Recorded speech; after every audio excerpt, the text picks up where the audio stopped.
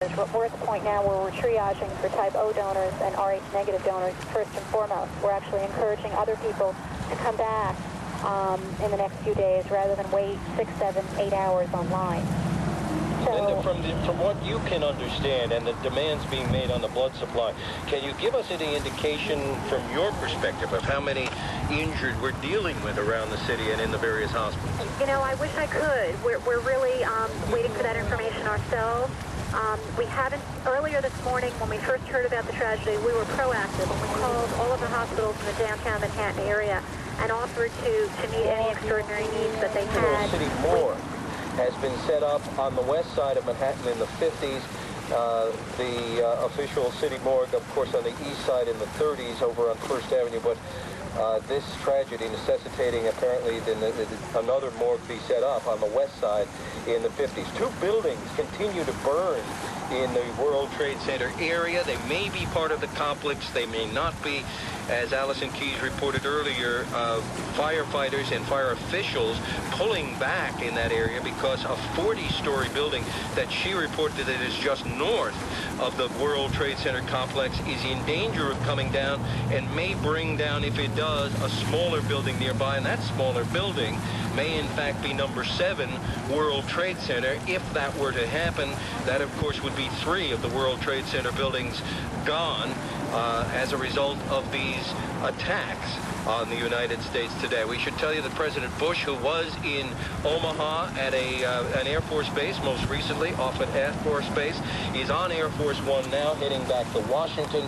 Other officials of the administration are in secure facilities at the White House and other places around Washington. It's been about 8 hours now since that first plane crashed into the north side of one of the towers of the World Trade Center, believed to have been American Airlines Flight number 11 out of Boston to Los Angeles. And then about 18 minutes later, a second... They're both gone. CBS News correspondent Pamela McCall. Standing here watching ambulances go by, they're covered in about 3 inches of soot and ashes. It resembles the scene of a volcanic eruption, with firemen and emergency personnel now donning face masks so that they can breathe through this. Eyewitnesses had no doubt about what they saw. The attacks were deliberate. It didn't look like there was any trouble at all with the plane. He didn't swerve at all. It just landed directly in the building. It was like almost like a gray-black color in nature on the plane. He was like he wanted to fly into the building. Others were closer to the horror. When I looked over, there was this guy that was on fire, so I just kind of like ran over, and I tried to like put the fire out on him, and he was like screaming, and I just told him to roll, and he said he can't. Terrorism expert Neil Livingston says today's attacks did not come without incredible planning and understanding of what needed to be done. Tens of thousands of people work or visit the World Trade Center every day.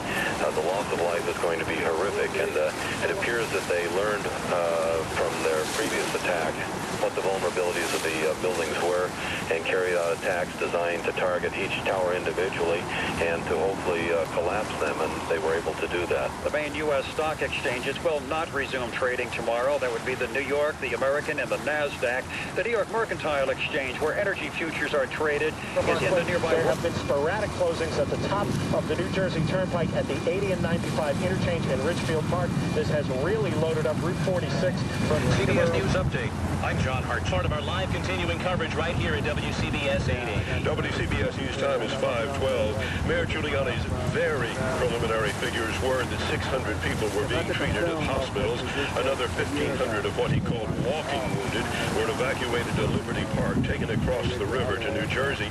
Mayor Giuliani said there are survivors, some of them bloodied, shell-shocked, and soot-stained, stumbled away from the ruins of the World Trade Center. There are more than 2,000 fire, police, and other... Careful, so that we don't lose morals. No fatality estimates yet. Iran is done with 2 hijacked jetliners forced to crash into the World Trade Center towers. Jim Oganowski's brother John was apparently the pilot of one of them. American Airlines Flight 11 scheduled from Boston to Los Angeles with 92 aboard. I'm in some type of denial.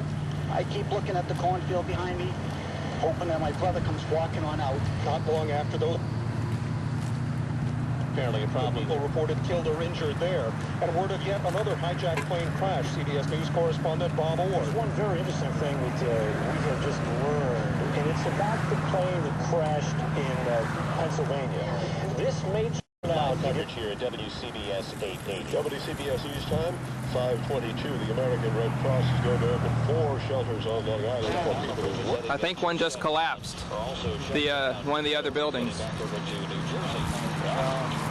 that is not good. We're going to get into the travel situation here back over 10 minutes as we have been doing at 10 Wins live coverage on the terrible terror attack today. And it does appear that building number 7 has just collapsed. Yeah. Telling me that building was on fire.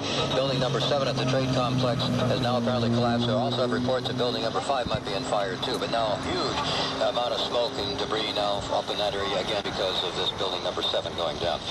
Governor George Pataki on the line with us once again. And Governor Pataki, what's the latest information you've got for us? Well, New Yorkers are pulling together to respond to this emergency, and I just was thanking people who are donating blood at Cabrini Hospital, but over the course of the next few days, we're going to need more help, and we've established Governor Pataki, what are you hearing about casualties?